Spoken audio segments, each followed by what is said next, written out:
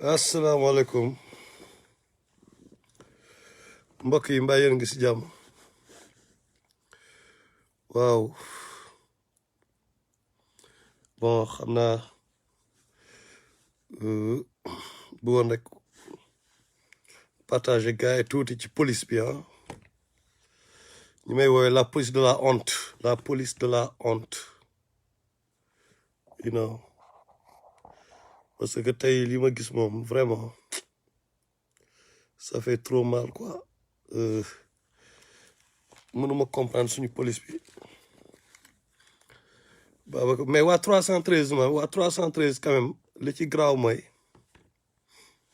il avait prévu quoi 313 ñoom avant muy am une seconde ma ñëw. Avant événement yi di am 313 ñoom prévoir woon nañ ko wax nañ ci police bi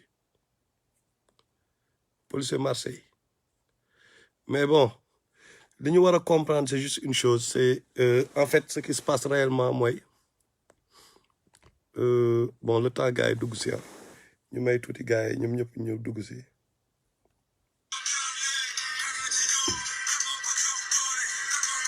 ñii waa 313 la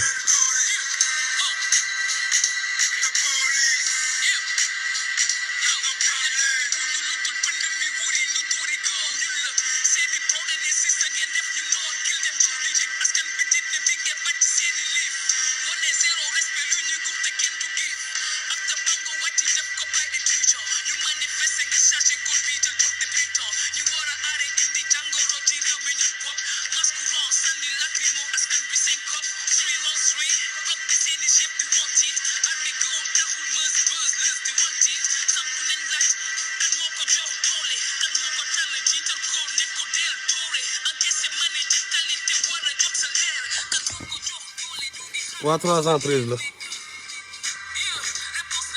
ok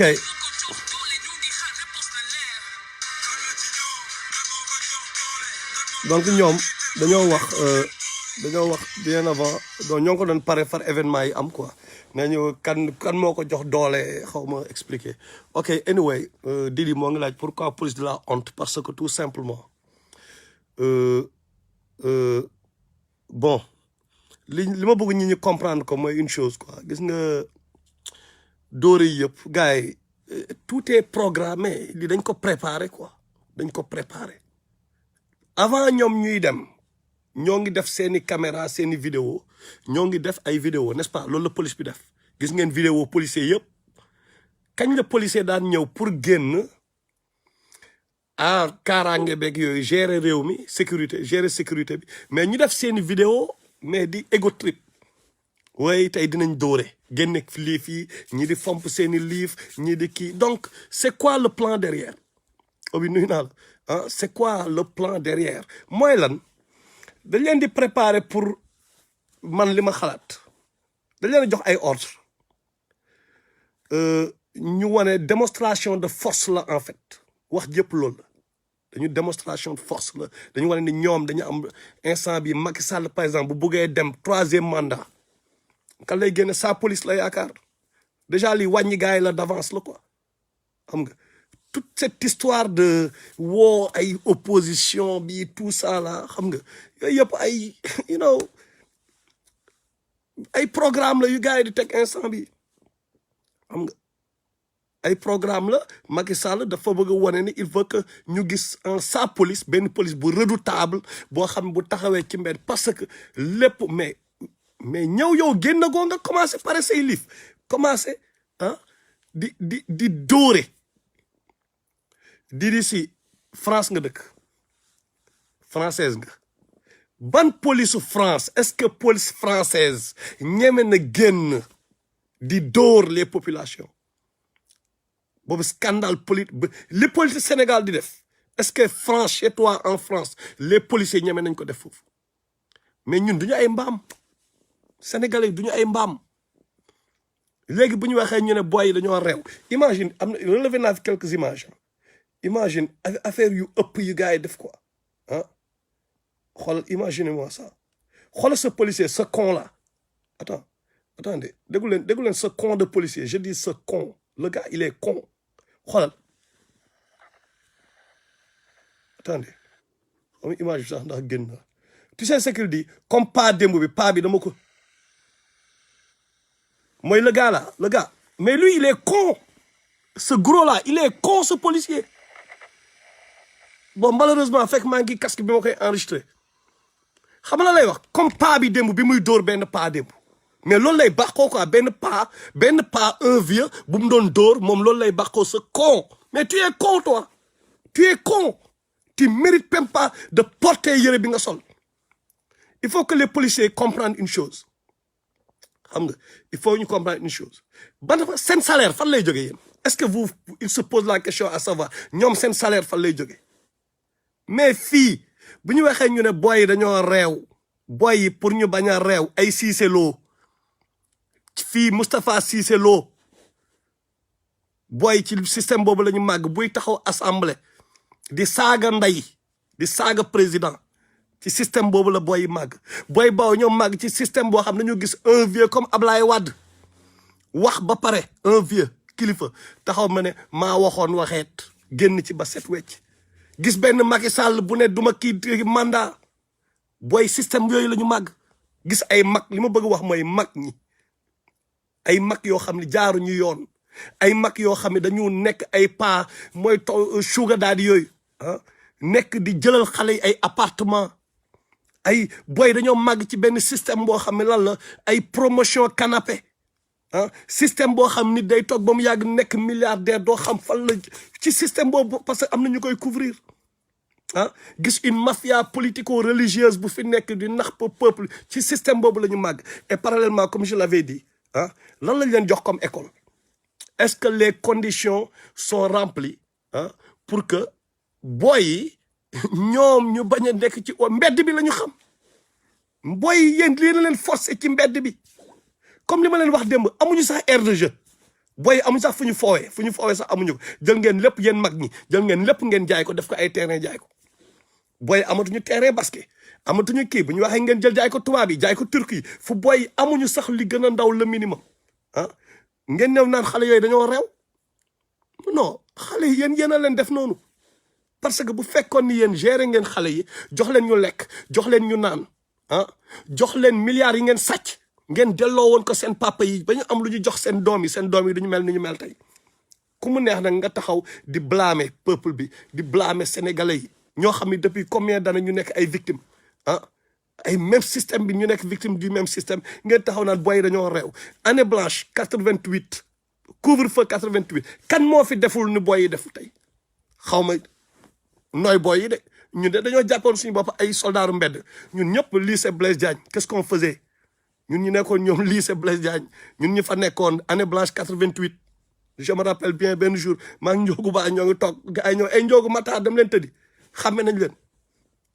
parce qu'on était dans la rue da ngay toog gars yi yëpp ñëw ni blanche parce que loolu ci loolu lañ toll mais est-ce que loolu dafa war a tax nga jàpp leen dóor yu metti yi ñu dóor xale yi xoolal leen ma ces images xool leen lii rek xool leen lii xam nga xool leen lii rek dama leen di wan ay image quoi ngeen gis xoolal ñi ni ñuy préparé ay buum la ñuy ay yat la ñuy préparé avant ñuy génn ñoom ñoo ngi préparé dóore ñoom donc dañoo pare pour dóore ji quoi xam nga xoolal ñii dóore right imagine xoolal kii niñ def yaramam bi xoolal lii mais lii scandale la def scandale la imagine kii naan ma c'est pour leur santé mais yéen en France est-ce que couvre-feu lañ leen wax est-ce que le confinement c'est de 8h à 6h du matin non d'ici chez vous là en France c'est pas de 6h de telle heure à telle heure le virus là c'est un robot le virus bu ñu wax ngeen affaire santé comme si vous n'êtes pas des intellectuels que vous aussi qu'est-ce qui s'est passé en Chine les gens ont vu que bu ñu isoler virus bi mooy ñi nga xam ne dal na leen ba pare ñu mettre leen en quarantaine ñu isoler leen ñu bañ a nekk en contact ak kenn après virus bi dootul multiplier ñu faj leen virus bi dina kii moo tax ñu indi cette histoire de confinement fa la jóge ñu ne léegi nañu fexe au moins nañu fexe une chose mooy ñëpp suivre les Chinois ci système boobu Même ñoom c'est les Coréens et autres là mais c'est ça qu'ils ont fait les Allemands mais les Français et les Espagnols et les Italiens ak seen combat kii football boobu loolu mooy seen problème ñoom ils n'ont pas suivi les directives mais c'est pas de telle heure à telle heure les gens doivent rester chez eux pour une durée pas pour quelques heures mais pour ay jours bien déterminés loolu mooy wax ji mais ça c'est de la poudre aux yeux cette histoire de couvre-feu. Pourquoi? Parce qu'ils savent qu'il faut qu'ils fassent quelque chose. Ça, c'est d'un. Moi, lan, où est l'argent?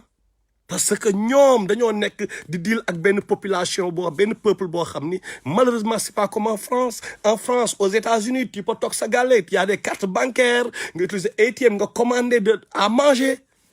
hein? Nga commander li nga bëgg a commander sa kër ngay toog relax. N'est-ce pas? Mais au Sénégal, c'est différent. Les gens, ben kaasu ataaya dañ koy bokk, ben cigarette dañ koy bokk. Marché bi ñëpp a fay nekk no ñëpp ay xoslumaan lañu. Au jour le jour la ñuy dund ñoom ils le savent. Ils savent que gars bi bu lekkee tey bu lekkee xamul sax ëllëg ndax dina lekk majorité bi loolu la ñuy dund. Donc ci loxo yàlla rek lañ ko teg. Te ñun depuis le début yàlla rek moo ñu téye depuis le début. Kaal ñu waxante dëgg bu ñu demee ba màgg ñun ñëpp xool niñ daan def. da ngay ñëw si kër gi ñu ne ñëw leen añ bu ñëpp di añ même ndoxu raxasu bi la ñëpp di raxasu après dem añi pare même gars yi ñoo fi nekk at ay président tey ñoo fi nekk gars yi deewuñu même ndoxu raxasu bi fàtte ngeen bu ñu daan naan ataay même kaas bi da ngay naan ba pare booy xelil ma nga jël cigarette bi dañ ko daan toxalante mais yàlla rek moo ñu doon téye mais boo toogaatee nga xalaat loolu nga ni mais attends non mais c'était grave quoi te loolu la gars yi di dund ba léegi. Gis nga nit lu nekk da ngay xool sa contexte socio-culturel lan la mënoo ñëw imiter les autres aveuglément comme ñoom ce système là ni ñoom Macky Sall ce qu'ils font ku nekk da nga am ay réalité sa environnement sa société dafa am réalité ku nekk dafa am noo war a xeexee virus bi mais da ngay basé wu ci sa peuple sa environnement peuple lan moo fay daw mënoo ñëw nga ni chinois yi nga xam ils ont les moyens ni ñuy xeexee lay xeexee en 100% mais donc faut pas ngay jéem a nax peuple bi nga ñëw naan damay def le système chinois mënoo def loolu ki naan tu peux commander du Ndambe online kon loolu lu bees la Sénégal n'est-ce pas donc da ngay xool yow sa société lan la ay nit la yoo xam ni ñëpp interdépendance dafa am ay nit la yoo xam ni mais sa job yow en tant que gouvernement mooy nga woo say nit parce que da nga ni gouvernement nga am ngeen toog ngeen xool nan la ñuy def pour contourner mbir mi mais lépp nga ñëw nax gars yi ba pare nga nax leen parce que da nga leen nax parce que couvre-feu de 8 heures à da nga leen a nax parce que ci bëccëg bi mën nañ jël virus bi ci bëccëg bi mën nañ passer di virus bi léegi deuxièmement Macky Sall lan moo tax nga commencé couvre-feu bi après Kazu Rajab bi lu tax justement commencé woo ko lundi jour feetu màggal bi la màggal Sëñ Fallu bi pourquoi commencé woo ko jour boobu da nga bàyyi ba mu romb un jour après vous croyez que les gens ne font pas attention à cela là affaire kumba am nday kumba donc vous n'êtes pas même pas objectif vous n'êtes même pas objectif da ngeen protéger sénégalais lu tax protéger wu leen suñu mbokk murid yi ñu doon dem ci kii lu tax jéemoo leen protéger parce que vous avez am na loo leen ragal donc vous n'êtes pas objectif politique rek ngeen di def ndax peuple bi léegi nag nga ñëw yónni say policiers pour ñu mater le peuple là c'est pas sérieux nañu waxante dëgg te yenn sénégalais yi nañu bàyyi chaque fois naan gars yi dañoo réew dañoo fii ñun ñëpp si jaar gars yi dako ne yi booy xoolal affaire jaay gëree la woon quoi fii ñun ñëpp xam nañ lu ñuy wax ñun ñëpp jaar nañ ci yu mel nii def nañ yu gën a garaaw yi dàqanteeg coy yi ñun dañ daan dem ba police ay caa taxaw par naa nuit blanche ba heure bu ñu neex dem ci policier bi saaga policier yi dako ne daw dem suñu yoon c'était pour ñu dàq ñu policier ba dako ne lañ daan def comprendre parce que affaire xale la woon benn instant mais est-ce que dañu ci doon juger par exemple bu ñu ci doon juger wala ñun bu ñu toogee tey di ko xalaataat dañu naan bon c'était des conneries mais affaire xale la woon quand même dañu waxante dëgg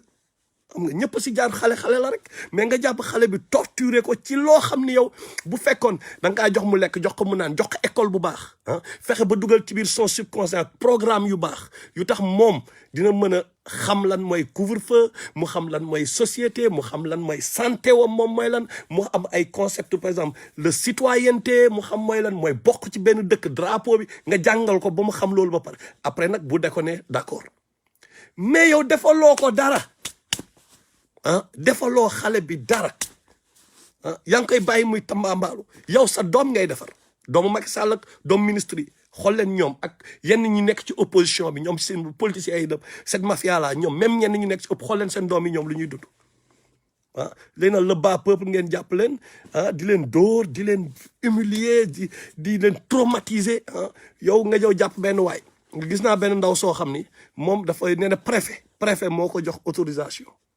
moom journaliste la di def reportage préfet bi jox ko autorisation mais xoolal mu ñëw gars yi jàpp wane na kayit bi de mais parce que le policier est comme elle le policier bi il vient d'où policier bi il vient d'où plutôt jàpp xale ndaw si dóor ko fa dóor yu metti pour lan jàpp ay jigéen di leen dóor xanaa nag loo leen dóor ba dajeeg jigéen ngeen war ko baal mais il faut ngeen jël seen haine boobu xaw ma lu tax mais on dirait qu'il y a une haine là ñoo xam ne dañu am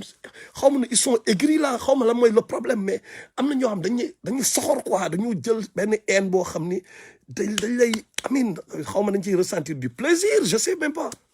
méchant quoi c'est trop méchant wax dëgg yàlla waaw laa bëggoon update par rapport ak policiers yeeg situation bi xam nga incha allah nañu wax gars yi nañu